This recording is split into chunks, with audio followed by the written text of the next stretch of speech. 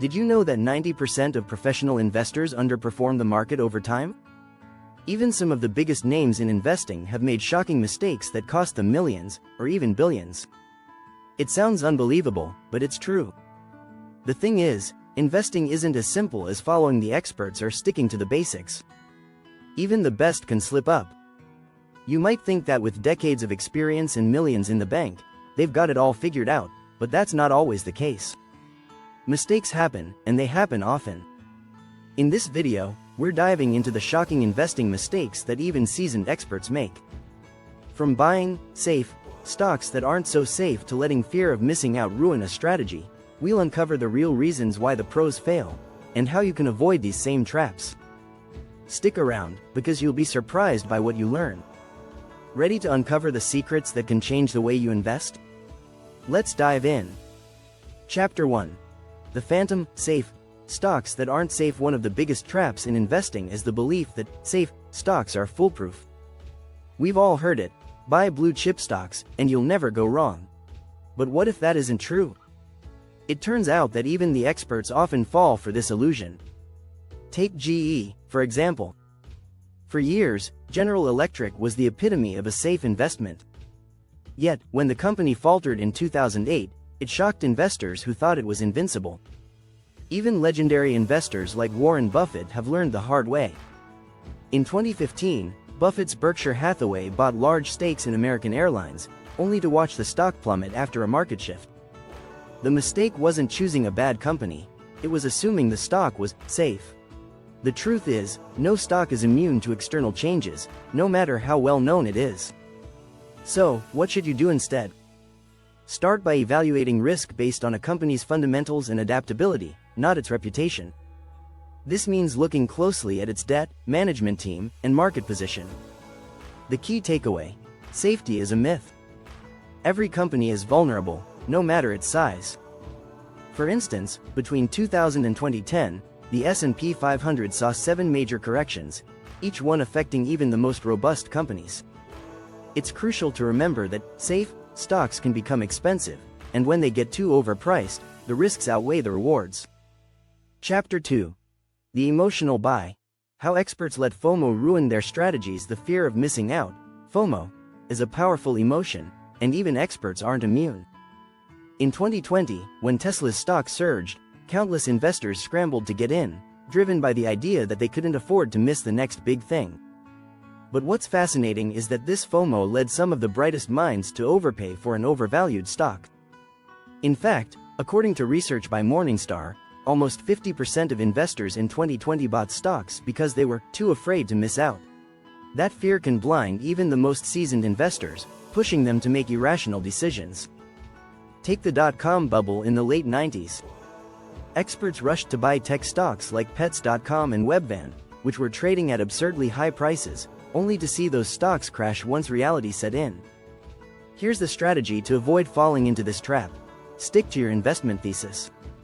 If you believe in the long-term value of a company, don't be swayed by short-term price movements. Focus on understanding the company's business model and its market position rather than the hype. Even Buffett has said, the stock market is a device for transferring money from the impatient to the patient. Patience and discipline are essential. Research from Vanguard has shown that investors who stick to their plan, rather than chasing trends, see higher returns over time. Instead of buying because of FOMO, ask yourself, does this stock fit my long-term strategy? If not, step back and resist the urge to follow the crowd. Chapter 3. Ignoring the value trap. When a bargain isn't really a bargain, it's easy to fall for the bargain mentality. A stock is priced low, and the temptation to buy it is strong. After all, who doesn't want to get in on a good deal? But value traps are a silent killer in investing. A value trap occurs when a stock appears cheap, but there's a reason: poor financial health, competitive disadvantages, or a declining industry. Let's look at Kodak. In the early 2000s, it was priced low, and many value investors jumped in, thinking they were getting a deal. But Kodak's failure to adapt to the digital photography revolution turned out to be disastrous. The stock never bounced back, and investors lost billions. This is why simply looking for low prices can be dangerous. So, how do you avoid a value trap? Always ask yourself, why is the stock so cheap? If it's because of a temporary setback that the company can overcome, it might be a good deal. But if the company is facing long-term structural issues, stay away. Experts often fail to account for how technology or competition might render a business model obsolete. Companies that are stuck in the past can seem cheap, but their future is uncertain.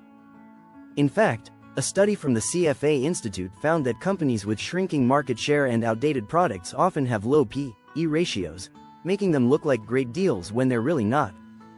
The key is to dig deep. Look at the company's management, its long-term strategy, and the sustainability of its business model. Avoid the trap of buying a stock just because it's on sale. Instead, focus on companies with solid growth prospects and strong leadership. Don't forget to subscribe. If you found these tips useful, hit the subscribe button and ring the bell to stay updated on more valuable investing strategies. You don't want to miss what's coming next. Chapter 4. Overconfidence in genius metrics. When ratios lead you astray for many investors, financial metrics like the P/E ratio and PEG ratio are considered sacred. These numbers are easy to understand and seem to tell you everything you need to know. But here's the truth. Relying too heavily on these metrics can often lead to disastrous decisions. Many investors, even experts, make the mistake of trusting these genius metrics without digging deeper into the company's overall health. Take the 2008 financial crisis, for example. Lehman Brothers had an attractive P/E ratio in the years leading up to its collapse. Yet, as we now know, the company was drowning in bad debt and risky mortgage-backed securities. Its financials looked good on paper, but the metrics didn't tell the full story. The key here is to avoid over-reliance on a single ratio or statistic. Don't just trust the P/E ratio blindly. Always look at the bigger picture. For instance, if a company's P/E ratio seems unusually low, it might mean the market expects the company's earnings to fall significantly. In this case, the stock might not be a bargain after all. Here's a strategy to help you avoid this mistake. Use multiple metrics, not just one. For example, compare the P/E ratio with the company's debt levels, revenue growth, and cash flow. According to a study by the CFA Institute, investors who use a combination of financial metrics are 30% more likely to avoid poor investment choices. Warren Buffett once said, "It's far better to buy a wonderful company at a fair price than a fair company at a wonderful price." The lesson? Don't get dazzled by numbers alone. Take a holistic approach to evaluate a company's value. Chapter 5. The Growth Paradox.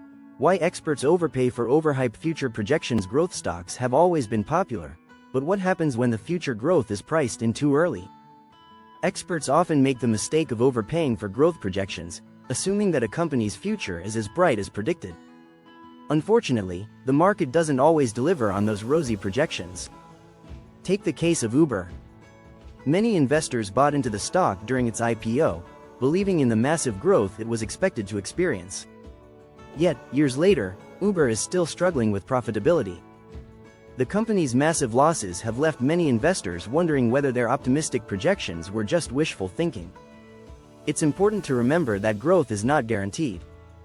According to a study by JP Morgan, 60% of growth stocks underperform the broader market over the long term.